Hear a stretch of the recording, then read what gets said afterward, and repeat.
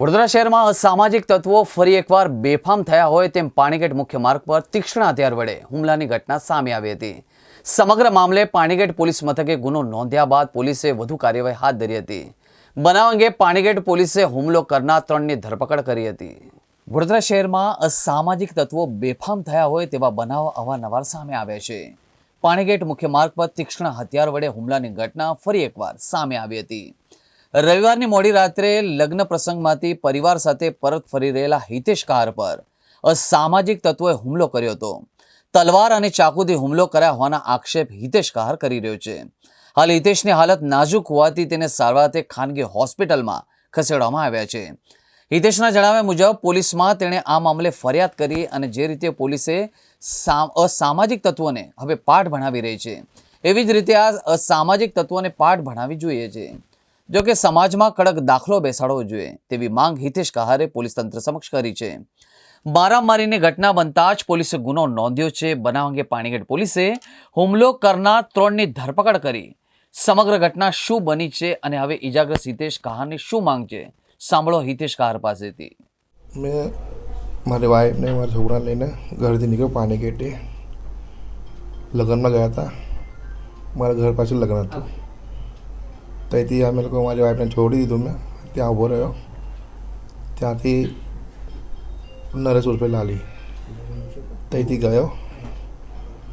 મને કહે તારું મર્ડર કરી નાખીશ બોલે। મેં કીધું ભાઈ શું વાત થઈ હશે, મને ખબર નહીં। હું ત્યાં ઊભો રહ્યો। એના માનો છોકરો આવ્યો હર્ષ કહાર, ડેકમાંથી ચાકુ કાઢી નરેશ કહારના ડેકીમાંથી હર્ષ કહારે ચાકુ કાઢ્યું। મને ચાકુ ગાડીને ગદરમાં લગાવી દીધું। એટલામાં મારા ભાઈ મને બચાવ કર્યું ને પછી લાલીના મોટા ભાઈનો છોકરો એટલે શિવમ કહાર એ તરવાર લઈને આવ્યો। સીધું મારા પર હુમલો કરી દીધું। તો મારી નાખવાની જાનથી મારા હુમલો કર્યો। સીધું મેં હાથમાં પકડી તરવાર। મારી વચ્ચેની 2 આંગળી કપાઈ ગઈ છે, પહેલી और બીજી કપાઈ ગઈ છે। મોટી સર્જરી કરી છે, હજુ સક્સેસ ગઈ નથી। કેવું ઇતિહાસ ધરાવે છે એ લોકો? આ મોટા બુટલેગરો છે। પહેલાં વારંવાર બાપત પોલીસમાં બી એ લોકોના કેસ થયેલા છે। લગભગ મને એટલું આઈડિયા છે કે પોલીસવાળા પર બી હુમલો એ લોકો કરેલો છે। હર્ષ કહારે, શિવમ કહારે, લાલી કહારે બાપતમાં બી।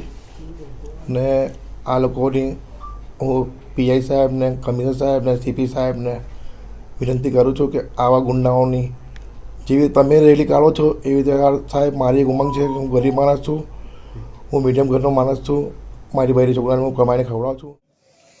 ગઈકાલે પાણીગેટ પોસ્ટેના બાવચાવાડ ખાતે મોડી રાત્રે એક કૌટુંબિક ઝઘડાને કારણે મારામારીનો બનાવ બનેલ, જેમાં ફરિયાદી હિતેશ કહારે 3 આરોપીઓ નરેશ કહાર, હર્ષ કહાર અને શિવમ કહાર તેમના વિરુદ્ધ પાણીગેટ પોસ્ટેમાં ફરિયાદ દાખલ કરાવી છે।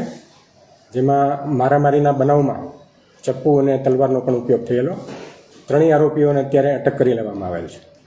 સર, જે આરોપી છે શું બેકગ્રાઉન્ડ ધરાવે છે? 3 આરોપીઓ મારામારીના લગતા ગુનાહિત ભૂતકાળ ધરાવે છે। આરોપી જે છે શું કારણથી ઝઘડો મારામારી કરી છે?